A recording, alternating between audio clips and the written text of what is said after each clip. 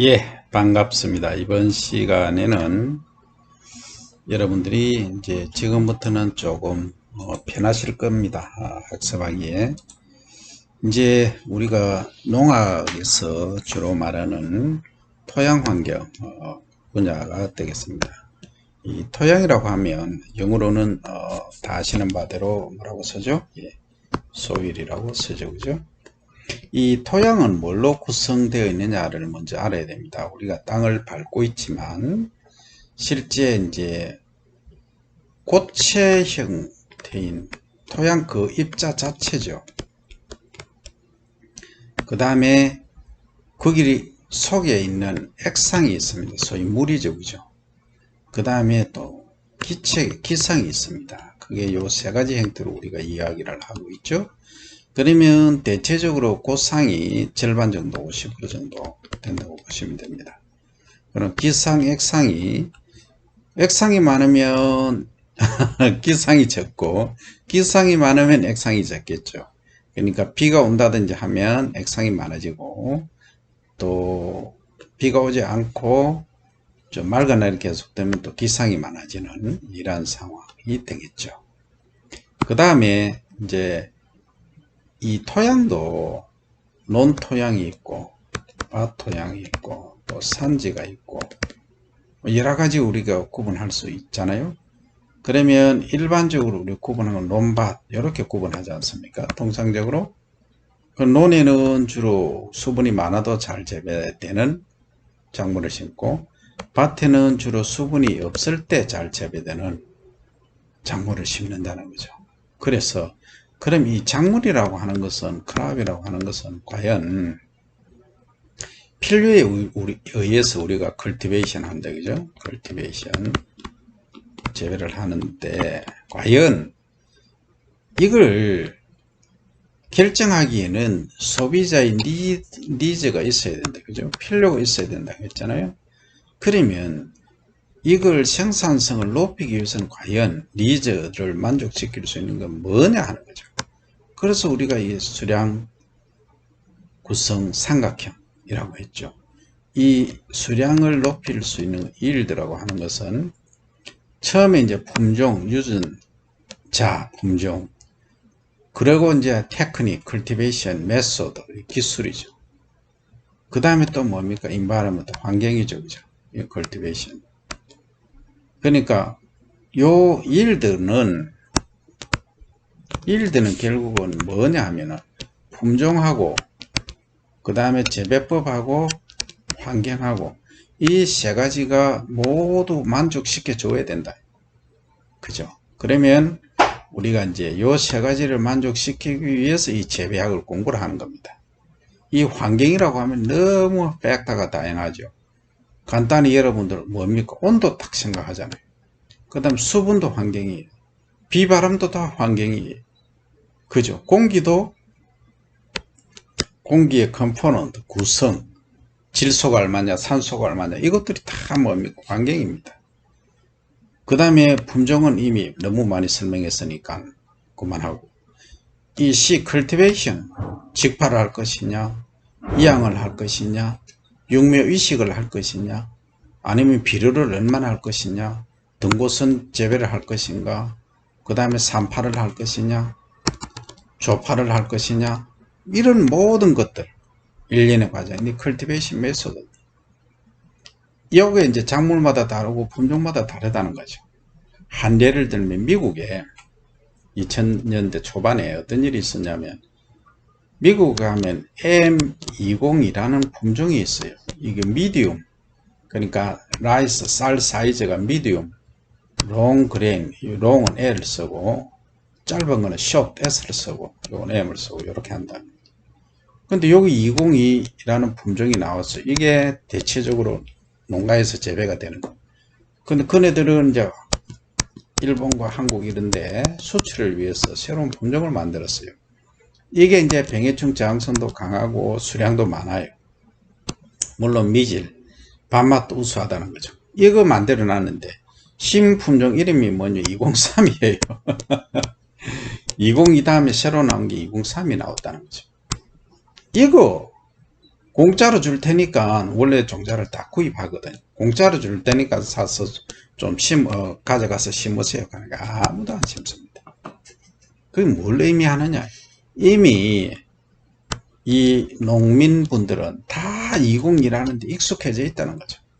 이거 가면 내가 논이 소위 두 마지기도 아니고 400에서 500헥타르 정도 되는데 너 새로운 거 만들면 또 비료 주는 양, 또 관리하는 방법이 다 또 달라지지 않느냐. 귀찮다 이거예요. 이렇게 많은 넓은 면적에. 그럼 우리 쓰던 거 그냥 쓸란다. 그리고 쓰던 품종 써도 작년에 예를 들어서 뭐 1톤을 사갔다. 뭐 원래 여기서 재배하고 우수한 걸 1톤을 그냥 종자로 또 쓰는 거예요. 그러면 이제 M203이라는 품종이 신품종이라고 나왔다 그러면 새로운 기술도 익혀야 되고 또 매년 또 새로 사야 되고 여러 가지 그런 것들이 또 있지 않느냐 이런 거예요. 그래서 새로운 품종을 하나 도입한다는 것은 정말 어렵습니다. 또 하나 이제 예를 들면 여러분들 그 일본에 알잖아요. 일본 영어로 하면 저펜 111번 이렇게 쓰잖아요. 그 일본에 가장 밥맛이 좋은 품종 하면 아직도 고시가리라고 합니다. 이게 몇 년도 나오느냐 내 나이하고 같아요. 1965년생입니다. 한번 보세요. 몇 년 됐습니까? 지금 60년이 다 돼요. 거의 60년 동안 일본 전체를 열도를 지배하고 있다는 거죠. 이렇게. 물론 뭐 새로운 품종들이 많이 나와 있습니다. 고시는 월자죠. 히카리는 빛이죠. 월광입니다. 한자로 쓰면. 이렇다는 거죠. 그러니까 수십 년 동안 지배한다랄까 가장 많이 재배가 되는 거예요. 품종입니다. 자, 그러면 이제 우리의 이번 학습 목표를 한번 보면 지력의 개념. 그러면 작물이 뿌리를 내리고 이렇게 자라는데 이 토양이 있는데 그냥 아까 얘기한 이 세 가지 고상, 기상, 액상 이 세 가지만 있느냐 아니면 뭔가가 있느냐. 그래서 이 고상 중에 고체, 고상 중에 뭔가가 있을 것이다. 이게 뭐냐 유기물이다. OM 올게닉 메를 OM이다. 그러니까 유기물 함량은 주로 퍼센트 또는 그램 퍼 밀리그램 이렇게 표시도 하지만 뭐 일반적으로 퍼센트로 많이 표시를 합니다. 그죠? 그러면 과연 뭐냐 하는 거죠. 이 유기물은 말 그대로 볏짚, 보리집, 밀집, 뿌리 이런 것들이 썩어 가지고 분해가 됐다. 분해되어서 미생물 작용에 의해서 아주 작은 입자로 만들어진 거예요. 그거 유기물이라고 합니다. 그래서 지력의 여기서는 그게 많으면 지력이 높다 이렇게 말한다. 그게 유기물이 적으면 사막에는 유기물이 적잖아요.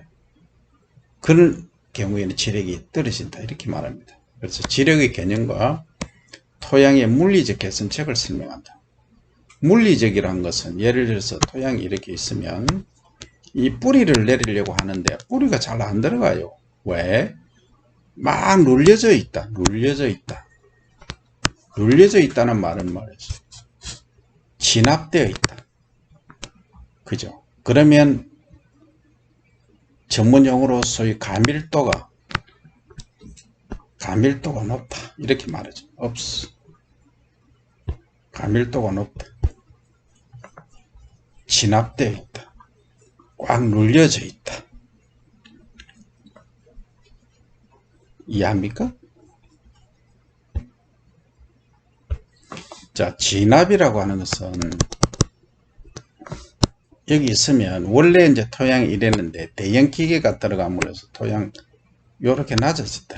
그러면 요만큼의 볼륨, 요만큼 부피가 줄어든 거죠. 요만큼 이 부분은 어떻게 하면 딱 다져져 있다는 거죠. 다져져 있으니까 뿌리가 잘 내릴까요? 못 내릴까요? 여기서는 뿌리가 숨풍숨풍 내리는데 여기는 뿌리가 이렇게밖에 못 내리는 거죠. 이게 물리적 특성이라는 거죠. 그럼 이것을 이 나빠진 것을 어떻게 개선할까? 가장 쉬운 거는 뭡니까? 전기로 그냥 이 아래에 있는 흙을 막 이렇게 올리면 되겠죠. 뒤집어 버리면. 그죠? 그러면 좀 이만큼 올라오잖아요. 이만큼 올라오니까 이 공간이 많이 생기죠. 그런데 시간 지나면 또 내려가요. 어느 만큼 이라고 말하기는 어렵지만 뭐 이 정도로 내려가 버립니다. 이 정도만큼은 아니더라도 이 정도는 내려가 버린다. 그럼 뭐냐? 이 안에 뭔가를 채워줘야 된다. 그게 뭐냐? 유기물이다. 오해입니다. 이해됩니까? 그럼 유기물이 많으면 이렇게 올라온다 이 말이죠. 그래서 토양 속에는 유기물의 존재가 그만큼 중요하다. 그럼 우리가 생물로 보면, 생물이라고 하면 동물과 식물로 크게 나누잖아요. 애니멀과 플랜트로 나누잖아요. 여기에 사실은 우리 눈에는 보이지 않지만 뭔가가 또 있다는 거예요. 그 미생물이라는 애가 있다. 마이크로 오가니즘. 얘가 있다는 거죠. 그러니까 미생물은 우리 눈에 보이지 않지만 엄청난 역할을 하고 있다. 예컨대 이 미생물이 없다면 이 지구 전체는 쓰레기 더미에서 현하지를 못했을 것이다. 전부 쓰레기로 둘러싸여 있다. 그죠? 그럼 미래가 없는 거죠. 그래서 미생물이 그만 중요하다. 그래서 미생물에 관한 연구도 많이 지금 진행이 되고 있죠. 그 다음에 토양의 수분 형태, 그리고 작물 생육 관계를 설명한다. 수분이 뭐 물이면 물이지 뭐 어떤 물이 있는데 이렇게 또 얘기할 수 있죠.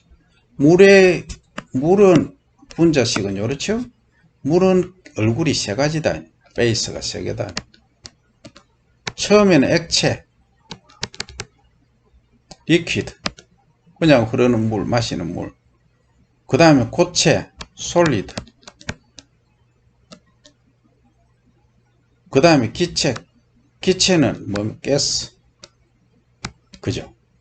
전기, 수증기처럼. 가스로는 존재하지 않죠.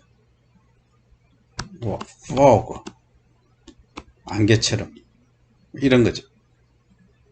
그러면 액체로 있을 때는 여기서 뿌리가 내렸으면 뿌리가 이용하겠죠. 뭐 고체는 이용을 못한다. 얼음은 녹아야 이용하죠. 가스 상태에는 위에 있으니까 이게 다이렉트로 이용 못하죠. 단지 사막이라든지 이런데 뭐 만약에 아침에 이렇게 이슬이 내리면 잎에 닿아서 잎에서 일부 흡수를 할 수는 있겠지만 이 얼굴이 세 가지더라는 거죠. 그러면 과연 이 물은 이 세 가지 중에서 방금 설명드린 거 말고도 리퀴드, LIQUID, 리퀴드 액체 상태로 존재를 하지만 이것도 물이 소위 흥분하게 많으면 뿌리가 썩어버린다. 산소 공급이 산소가 못 들어가니까 그럼 적절하게 있어야 된다. 그럼 그 적절이 뭐냐? 어느 정도 있는 게 좋느냐? 그래서 이제 유효한 작물이 생육하기에 유효한 수분 농도를 유효 수분 농도 이렇게 말하는 거죠. 그러면 잉여 수분, 나머지 남는 이 수분, 이거는 뭐냐? 연밭에는 연을 재배하면은 이 물 속에서 연이 잘 자랍니다. 그죠? 벼도 잘 자랍니다. 보리나 밀은 못 자랍니다. 콩은 다 죽어버립니다. 과연 이 물이 작물별로 어떤 특성을 가지고 있느냐? 물론 이 잎에서 뿌리까지 보내는 숨구멍 채널이 있기 때문에 연이나 벼는 잘 자라죠. 올방개, 물달개비, 잡초들도 잘 자라죠. 수생잡초. 벼, 연, 수생잡초 빼고는 밭작물은 못 자랍니다. 그 이유가 뭘까요? 이 채널이 없다는 거죠. 산소를 공급할 수 있는 채널이 없으니까 못 자란다. 그래서 적정한 수분이 작물마다 다르다. 그것도 이제 이야기를 하는 거죠. 그 어느 생육할 때, 자랄 때 어느 시기에 또 물을 많이 이용하는가, 필요로 하는가 하는 부분도 아주 중요한 크리티컬 포인트가 된다는 거죠. 그 다음 작물에 대한 필수 원소, 우리가 필수 원소 샀는데 에센셜 엘리먼트가 되겠죠. 그러면 작물이 자라는데 필수 원소가 뭐냐? 그러면 촌에서 이장님이 스피카로 우리 동네 새색시 가마 타고 시집왔다 시집온다 동민 여러분 좀 나오세요, 구경하세요. 북령구라는 애가 철이 들어서 말을 안 듣다가 서로 소몰이를 참 망가 몰리버덴 망간 에멘 몰리버덴 에모 망모로 간다 제텐 아연. 이게 뭡니까? C는 탄소, H는 수소, O는 산소, N은 질소, S는 황, P는 인, K는 카리, 칼륨 같은 말입니다. 그 다음에 CA는 칼슘, Mg는 마그네슘이죠. 여기 위에 있는 걸 많이 이용한다 해서 대량 원소 또는 다량 원소 이렇게 부르죠. 요건 리비라는 사람이 1800년도 후반에 제청을 했죠. 아직도 변하지 않고 있지만, 그 다음에 북령구라는 애는 붕소, 염소, 구리 철이 들어서 막 몰아간다. 망간, 몰리브덴, 아연. 요거는 적게 요구한다. 적게. 그건 요거는 미량 원소 또는 소량 원소 이렇게 부른다는 거죠. 그러니까 다량 원소냐 소량 원소냐는 많이 이용하면 다량 원소, 적게 이용하면 미량 원소다는 거죠. 그래서 요 CHO는 뭡니까? 기체죠. 물에서 나오고 H2O에서 나오고 이산화탄소에서 나오더라는 거죠. 그죠? 그래서 요거는 제외하고 우리가 작물 생육할 때 주는 것은 NPK, 이 질소, 이산, 카리, 여기 비료의 3요소다는 거죠. 많이 준다는 거죠. 그 다음 4요소는 CA, 칼슘이죠. 그 다음 마그네슘 5요소. 이렇게 이야기를 한다는 거죠. 이게 뭡니까? 필수 원소. 이게 부족하면 어떤 현상이 나타나는가? 그걸 또 공부를 한다는 거죠. 그 다음 지우고 갑니다. 그 다음 이제 토양 반응하고 작물 생육에 대해서 이제 보자는 거죠. 토양 반응이, 토양이 이제 pH가 있을 것이고, 여러 가지 아까 이제 케미칼적인 요소도 있을 것이고, 물리적인 피지컬, 소위 bulk density, BULK density, 이런 것들이 다 있을 것이다. 그 여기에 따라서 작물이 어떻게 잘 자라고 못 자라고 또 어떻게 자라는가. 그죠? 그래서 여기에 대한 생육 이제 설명을 해야 됩니다. 그죠? 기본적으로. 그리고 이제 토양 유기물에, 유기물은 뭐냐? 오염이다. 유기물이 뭐냐고 묻는데 오염이다 이렇게 하면 뭐 하죠? 그럼 무기물에 반대입니다. 또 익하고 있으면 안 된다. 그건 영어로는 organic matter, material matter 같은 말이죠. 그래서 이것은 탄소로 구성된 복합체다. 복합체인데 이것은 탈 수 있다. 탄다. 연소가 된다. 금덩이처럼 그렇지 않다는 거죠. 또 공간을 많이 가지고 있다. 특성이 그래요. 그리고 공간이 많이 있으므로 다른 영양소, 양분을 많이 홀딩할 수 있다. 가질 수 있다. 이게 뭡니까? 유기물 특징이라는 거죠. 이렇게 여러분들이 이해를 해주시면 되겠다 하는 거죠.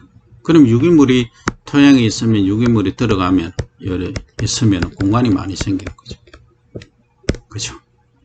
공간이 많이 생기니까 뿌리가 잘 내리죠. 그러니까 비료를 주면 이 예를 들어서 모래 땅에 있다. 모래 입자가 있다.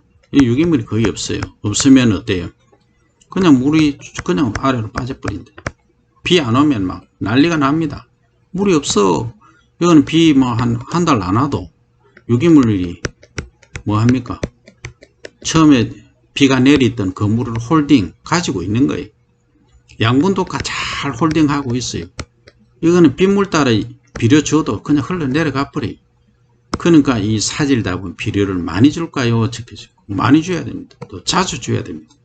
그러니까 이건 천혜에 못 쓸 땅이 이 사질답이에요. 그러니까 유기물이 많은 이런 양토, 식양토, 특히 양토죠. 이런 쪽에 가면 어떻습니까? 양분을 잘 가지고 수분도 잘 가지고 있다. 그러니까 생육 후반기 늦게까지 양분 수분 공급할 수 있죠. 이 천혜에 못 쓸 땅이 이 모래 땅인데, 그런데 말입니다. 고구마, 감자,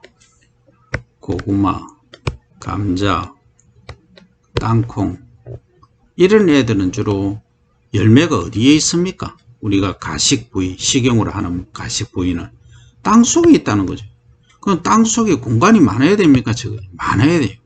많아야 되면은 뭐 식양토 이쪽에는 유기물이 어느 정도 있긴 하지만은 이만큼 고구마, 감자, 땅콩이 뿌리를 이렇게 많이 내릴 수 있는 공간이 있느냐? 있긴 있죠. 있긴 있는데 잘 다져진다는 거죠. 잘 뭉친다.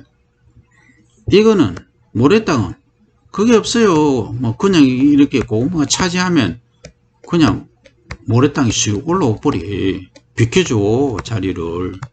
양보를 잘 한다는 거죠. 양보를. 이거는 양보를 잘 안 해요. 양보에 미덕이 없다는 거죠. 그러면 고구마, 감자, 땅콩 어느 땅에 심어야 되느냐? 이 사질답이니까 심어야 된다는 거죠. 이게 뭡니까? 결국은 작물별로 이 토양을 요구도가 다르다는 거죠. 물론 여기서 공간이 움직이게 이 뿌리가 자라면 썩 들려 올라오고 이렇게 되면 금상첨화죠. 양분 보유력도 좋고 수분도 많이 가질 수 있고 하니까 그게 힘들다는 거죠. 이런 것들을 전체적으로 학습을 해요. 그래서 우리가 농학을 하면서 이 작물을 하는 것은 이 스마트 자체가 뭡니까? 결국은 이런 기본 원리를 이해하고 활용하는 데 있다는 거죠. 그러면 아까 토양이 다밥이 됐다, 다져져 있다. 뭐 이렇게 돼야 되는데 이렇게 다져져 있다. 또는 이렇게 다져져 있다. 하면 밑에 있는 흙을 위로 올리는 거예요. 물리적으로, 기계적으로. 그럼 확 섞는다 이러죠. 섞어서 이만큼 올린다는 거죠. 다시 공간을 확보한다는 얘기죠. 그래서 나온 게 뭡니까? 심토 파색이라는 게 나왔죠. 아래쪽에 깊은 토, 심토를 파쇄하는 기계라는 얘기예요. 심토 파쇄기. 이거 해놓으니까 뭐 채소가 당근을 심었는데 당근이 원래는 뿌리가 이렇게 있고 뿌리가 요만했어요. 요만했던 아니 웬걸 뿌리가 이만한 거예요. 이만한 거예요. 누구 덕입니까 이거? 교육 한번 딱 받고 심토 파쇄기 써서 딱 해보니까 이렇게 뿌리가 잘 내리더라. 이것도 마찬가지. 이것도 심토 파쇄기를 팍 해서 들어 올려버리면 시간이 지나면 많이 내려오겠지만 우선은 뭐 공간이 많은 거예요. 이게 신기술이에요. 이게 AI입니다. 뭐 다른 인공지능 이용하는 거예요. 그래서 모든 것은 농학적인 기본 지식이 풍부해야 이것 활용이 가능하다. 여러분 꼭 기억을 하셔야 됩니다.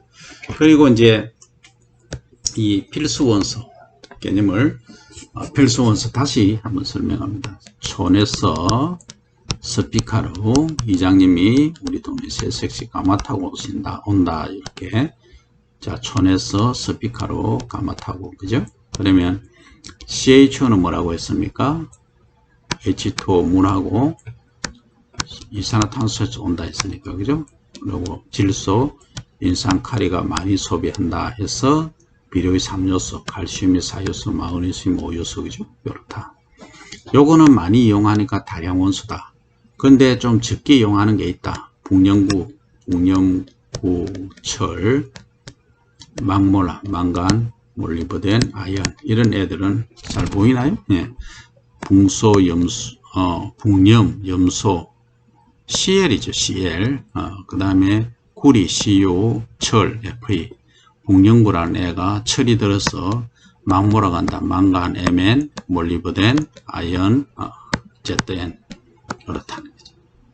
요거는 적게 필요로 하지만 꼭 있어야 된다. 없으면 안 된다. 그래서 우리가 통나무 이론이 있잖아. 잘 보이나요? 잘 안 보이나? 통나무 이론이 뭐냐? 이런 통나무가 있었어요. 요게 이제 N이다, P다, K다, 뭐, MG다, 붕소다, 이렇게 있은 거예요. 이게 다 여기까지 있어야 되는데, 여기까지 없다는 거죠. 자, 이렇게 보면,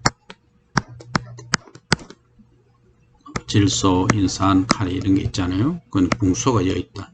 그런데 다른 것 다 이만큼 충족해야 이 물이 한쪽에도 구멍이 생기면 요 수량은 밖에 안 되는 거예요. 여기 맞춰지니까. 그래서 모든 것은 이 붕소는 적게 필요하지만 꼭 있어야 된다. 그죠? 그래서 이게 부족 안 해야 된다. 그래야 이 물이 이렇게 구멍이 안 나고 요만큼 유지가 된다는 수량이라는 거죠. 이게 일드라고 표현을 하면 됩니다. 요게 이제 통나무 이론이죠. 리비라는 사람이, 리비그라는 사람이 1800년대 주장해요. 대단하죠, 그죠? 예, 이런 원리들을 여러분들이 꼭 이해를 하시면 되겠다 하는 것으로 마치고 다음 시간에 만납니다.